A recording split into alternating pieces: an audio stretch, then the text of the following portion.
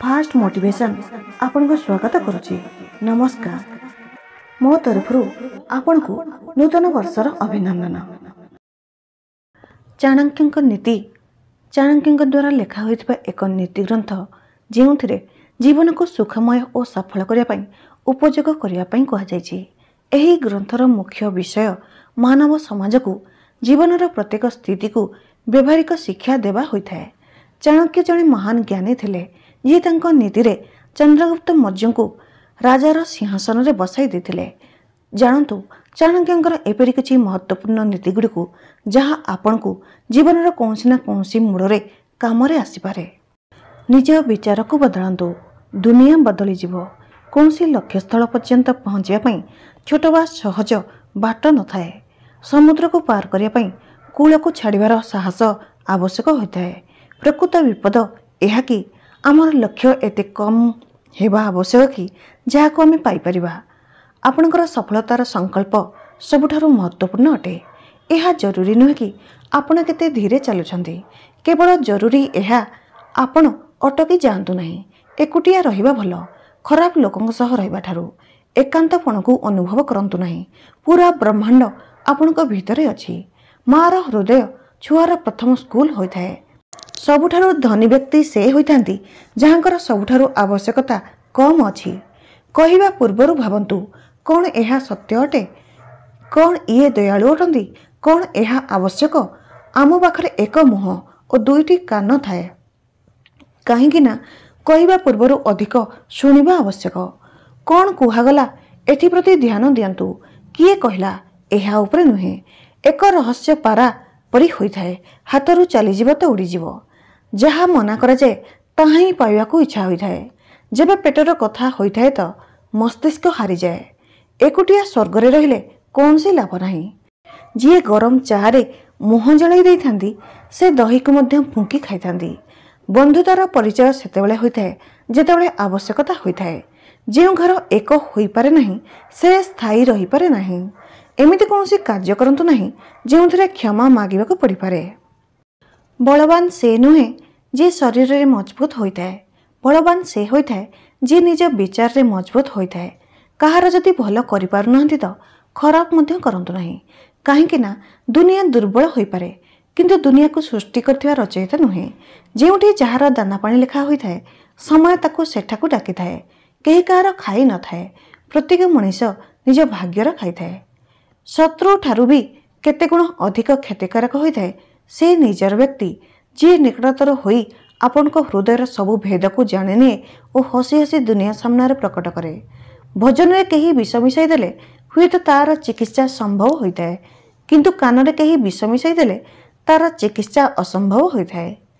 केबे केबे आम मस्तिष्क कहिथाए कि लोकंक सह सेमिति व्यवहार करिया पई जेमिति सेमाने आम सह करचंती, किंतु आम हृदय कहिथाए कि जदि आमे तांक परि करिया तो आम और तांक भितरे कौन फरक रही जिवो। समस्या तो प्रत्येक जीवन रे अछि। समस्या तो प्रत्येक जीवन रे अछि, किंतु उदासता समस्त मुहरे देखा जाए नहीं। आशा केबे छाड़ंतु नहीं। केही जानती नहीं कि काली आपणको पई कौन नहीं आसीबो। केही मन दुख कराइले चुप रुहंतु, कारण आपणक ठारू भल जवाब समयर होइथाए। प्रत्येक तर्क रे जितिबाकू चेष्टा करुथुवा लोक अधिकांश समय रे हारि जाए। दिन रे एमिति एक काम निश्चय करंतु कि राति रे सोइबा बेले निजको गर्व अनुभव हेउथिबो। गुण देखि तो केते लोक भल पाइबा देखाई थांती, किंतु जीवन रे जगह ताहांकु दियंतु जे दोष देखिबी साथ छाड़ंती नहीं। सत्य सेमानक पई कटु होइथाए जे मिछर आढुआल रे रहिबारे अभ्यस्त होई जाइछंती। जदि शब्द रे कहिले आपनको कष्ट को केही अनुभव करू नाही तो बुझी जिबे कि आपण को निज कष्ट भूल जगह भूल मनीष को कहीदेले। जीवन में बहुत समस्या आसीबो, किंतु केबे अभियोग करिबे नाही। काहेकि ना भगवान एमिति निर्देशक अटंती जे सबुठारु कठिन अभिनय भल कलाकार को ही देइथांती। जदि भल हेबा पई चाहुचंती तो निज बापा माँ और भगवान को पाखरे भल हंतु। दुनिया तो आपण को उन्नति रे जळिबे और असफलता रे हसिबे। परिश्रमर फल, समस्यार समाधान और आगकू आसीबाकू थिबा काली सबकिछि भगवान का हाथ अच्छी। आशा केबे संसार ठारे नुहे, संसार को सृष्टि करथिबा स्रष्टा पाखरे रखिया उचित। जदि आपण शिखिबा पई प्रस्तुत नाहंती तो केही आपनको साहाय्य करि परिबो नाही। आ जदि आपण शिखिबा पई ठानि नेबे तो आपण को कहीं अटकाई पारिबे नहीं। आसंतु जानिबा एही संबंधित गोटे सुंदर कहानी। तेबे चलंतु जानिबा। वीडियोटी जदि भल लगी थाए लाइक सब्सक्राइब करिया को भूलिबेनी। तेबे चलंतु जानिबा। गोटे सहरर रेलवे स्टेशन रे जने भिखारी रहउतला। सेठाको जीवा आसवा करुथुवा यात्री मानकु भिक्षा मागी निज पेट भरुतला। दिने जेबे से भिख मागुतला तो सूट बूट रे पिंधिथिबा एक डेंगा व्यक्ति को देखिला। से भाविला एही व्यक्ति बहुत धनी होइथिबे। एहाको भिख मागिले ई मते निश्चय अधिक टंका देबे। से डेंगा व्यक्ति पाखक जाई भिख मागिबाकू लागिला। भिखारी को देखि से डेंगा व्यक्ति कहले, तुमे सब बेले खाली समस्तंकु मागु थाउज, कौन केबे काहाको किछि देइछ? भिखारी कहला, बाबू मो तो भिखारी अटे, सब बेले लोकंको भिक्षा मागी थाए। मोर एमिति औकात काहे जे मु काहाको किछि देई परिबी? डेंगा व्यक्ति कहले, जेबे काहाको किछि देई परिबो नाही तो तुमको मागिबार भी कोनोसी अधिकार नाही। मु एक व्यवसायी अटे ओ देवा नेबार ही विश्वास करथाए। जदि तुम पाखरे मते किछि देबाकू अछि तेबे तार बदलरे मु किछि टंका देई परिबी। एति कहि से डेंगा व्यक्ति रेलरे बसी चली गले। एपटे भिखारी तांको कहिथिबा कथा विषय भाबिबाकू लागिला। से डेंगा व्यक्तिर कहिथिबा कथा से भिखारीर हृदय रे रहिगला। से भाबिबाकू लागिला कि हुएत मते भिक्षारे अधिक पैसा एथिपाई मिले नाही काहेकि ना तार बदलरे मु काहाको किछि देई पारु नाही। किंतु मु तो भिखारीटिए, काहाको किछि देबा योग्य भी नुहे, किंतु केबे पर्यंत मु लोकंको किछि देबा बिना मागुथिबी। बहुत भय परे से भिखारी निर्णय कला कि जेउ व्यक्ति ताकू भिक्षा देव तार बदलरे से तांको किछि निश्चय देव। किंतु एबे तार मस्तिष्क रे एही प्रश्न चालुथला कि निजे भिखारी से भिक्षा बदलरे अन्य को कौन देई परिबो। एही कथा को भाबी भाबी 2 दिन बीतीगला, किंतु ताको कौनसी प्रश्नर उत्तर मिली नथिला। तृतीय दिन जेबे से स्टेशन पाखरे बसी रहितला सेतेबेले तार नजर किछि फूल ऊपर पड़िला जहाँ स्टेशन आखपाख गछरे फुटिथिला। से भाबिला कि मो लोकंको भिक्षा बदलरे फूल देदेवी। ताको तार एही विचार भल लागिला आउ सेठाको जाई किछि फूल तोली आनिला। एबे से रेलरे भिक्षा मागियाकू बाहरी गला। एबे जदि केही ताको भिक्षा देई थाए तो से ता बदलरे किछि फूल देई थाए। सेही फूल गुडी को लोके खुशी होई निज पाखरे रखुथिले। सेही दिन ठारू भिखारी सबुदिने फूल तोली थाए आ भिख बदले सेही फूल को लोकंको बांटी देउथला। किछि दिन रे से अनुभव कला कि ताको बहुत अधिक लोक भिख देबाकू लागिलेनी। से स्टेशन पाखरे थिबा सब फूल को तोली आनुथला। जेबे पर्यंत ता पाखरे फूल रहउथला लोक माने सेते पर्यंत बहुत लोक भिख देउथले, किंतु जेबे तार फूल बांटी बांटी शेष होई जाउथला सेतेबेले ताकू भिख भी मिलु नथला। एमिति प्रतिदिन चालुथला। दिने जेबे से भिख मागुथला से देखिला कि से डेंगा व्यक्ति रेलरे बसिछंदी, जहा पई तांकू भिख बदले फूल देवार प्रेरणा मिलथिला। से तुरंत से व्यक्ति पाखरे पहुंची गला ओ भिख मागी करी कहला, आजी मो पाखे तुमको देवा पई किछि फूल अछि, तुमे मते भिख देव तो ता बदले मु तुमको किछि फूल देबी। सेही डेंगा व्यक्ति भिक्षारे ताकू किछि टंका देइदेले आ भिखारी तांकू किछि फूल देइदेला। से डेंगा व्यक्ति को एही कथा बहुत पसंद आसला। से कहिले, वाह बहुत भल, आज तुमे भी मो परी एक व्यवसायी होई गल। एति कही फूल नहीं से डेंगा व्यक्ति निजे स्टेशन रे ओल्ही गले।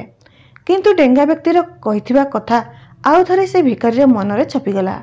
से बारंबार डेंगा व्यक्तिर कथा को भाबियाकू लागिला और बहुत खुशी हेबाकू लागिला। तार आखिरे एबे चमक आसीगला। ताकू लागिला कि ता हातरे एबे सफलतार चाबी लागिगला, जहा द्वारा से निज जीवन को बदलाई पारिबो। से तुरंत रेलरू तलको ओह्लाइला और उत्साहित होई जोरे पाटी करी आकाश को चाहि कहला, मु भिखारी नुहे, मु एक व्यवसायी अटे, मु भी धनी होई परिबी। लोक माने ताकू देखिले तो भाबिले एही भिखारी पागल होई गला। आ ता पर दिन ठारू से भिखारी से स्टेशन रे देखिबाकू मिले नाही। किंतु 6 मास परे सही स्टेशन रे 2 व्यक्ति सूट बूट पिंधि यात्रा करुले। दुहे दुही को देखिले तो जणे आउ जनक सह हाथ मिसाइले और कहले, कौन तुमे मते चिन्हि पारुछ? अन्य व्यक्ति जनक कहले, नाही, काहेकि ना मो हिसाब रे आमे प्रथम थर भेट करुचे। प्रथम व्यक्ति कहले, ना तुमे मने पकाओ, आमे प्रथम थर नुहे तृतीय थर भेट करुचे। द्वितीय व्यक्ति कहले, मोर मन नाही, आमे आगरो 2 थर केबे भेट होइथिले। प्रथम व्यक्ति हसिले और कहले, आमे प्रथमे भी एही रेल रे भेटिथिले। मु सही भिखारी अटे, जहाको तुमे प्रथम भेटरे कहिथिल कि जीवन रे कोन करबा कथा और द्वितीय भेटरे कहिथिल कि मु वास्तव रे किए। द्वितीय व्यक्ति हसिले और अचंबित होई कहले, ओ मोर मने पड़ला तुमे सही भिखारी अट जहाक मु भिक देवाक मना कर देथिली, किंतु आज तुमे एही सूट बूट रे कुआडे जाउछ ओ आजिकाली कौन करछ? सेतेबेले प्रथम व्यक्ति कहले, हाँ मु सही भिखारी अटे, किंतु आज मु फूलर एक बड़ व्यवसायी अटे। आउ एही व्यवसाय कारणरू अन्य सहर को जाउची। किछि समय अटकी पुणी कहले, तुमे प्रथम भेटरे प्रकृतिर सही नियम विषय कहिथिल, जहा अनुसार आमको सेतेबेले किछि मिली थाए जेबे आमे काहाको किछि देई थांदी। नेबा देवार एही नियम वास्तव में काम करिथाए। मु एहाको बहुत भल भावरे अनुभव करिछि, किंतु निजको सबले भिखारी ही भावुथिली। एहाठारु ऊपर को उठी मु केबे भाबी ही नहीं। आ जेबे तुम सह मोर द्वितीय भेट होला सेतेबेले तुमे मते कहिलो कि मु एक व्यवसायी होई सारिछि। मु एबे बुझी सारिथिली कि मु भिखारी नुहे, जने व्यवसायी होई सारिछि। मु बुझी पारिथिली कि लोके मते एते भिक काहेकि देउथिले, काहेकि ना से माने मते भिक देउ नथिले बरं फूलर मूल्य देउथिले। सबु लोक माने मोर फूल किणुथिले, एथिपाई एते सस्तारे फूल आउ तांको केउठारु मिलिबा नाही। मु लोकंक नजर एक छोट व्यवसायी थिली, किंतु मो नजर रे भिखारी थिली। तुमे कहिबा परे मते बुझा पड़ले कि मु एक छोट व्यवसायी अटे। मु रेल रे फूल बांटिबारे जेउ टंका एकत्र करथिली सेथिरे बहुत गुडिये फूल किणिली और फूल व्यवसायी होई गली। एठाकर लोकंक फूल बहुत पसंद अटे, आ तांको एही पसंद मते बहुत बड़ फूल व्यवसायी करदेला। दुहे व्यवसायी एबे खुशी थिले और स्टेशन आसवा परे सांग होई ओह्लाइले, निज निज व्यवसाय कथा होई आगको चलिले। एही कहानी रू हमको बहुत किछि शिखिबाको मिलुछि। कहानी रे डेंगा व्यवसायी देवा नेबार नियम को बहुत भल भाबरे जानिथिले। दुनियार सबु बड़ व्यवसायी एही नियमर उपयोग करी सफल होइचंती। एही नियम को से भिखारी को मध्य कहिथिले। भिखारी एही प्राकृतिक नियम को आपणाई नेथिला और एहार प्रभाव तांको जीवन रे सफा सफा देखागला। से निज विचार बदलाइला और तार जीवन बदलीगला। एही कहानी आमको कहिथाय कि जदि आमे आम विचार बदलाई देबा तो किछि भी हासिल करा जाई परिबो। जदि आमे निजको छोट भाबुथबा तो आमे सबुबेले छोट रहि जिबा। बड़ हेबा पई आमको आम विचार बदलाइबाकू हेबो और निज विषय रे बड़ भाबिबाकू हेबो। कहानीर सार एहा कि सफलता निज विचार रे लुचि रही थाए। निज आत्मसम्मान को जागृत करंतु और निज विचार और भावना को बड़ करंतु और देखंतु कि किपरि आपण सफलतार शीर्ष रे पहुंची जाउछंती। आपण को वीडियोटी भल लागिले please like, comment, share and subscribe करंतु। जय जगन्नाथ।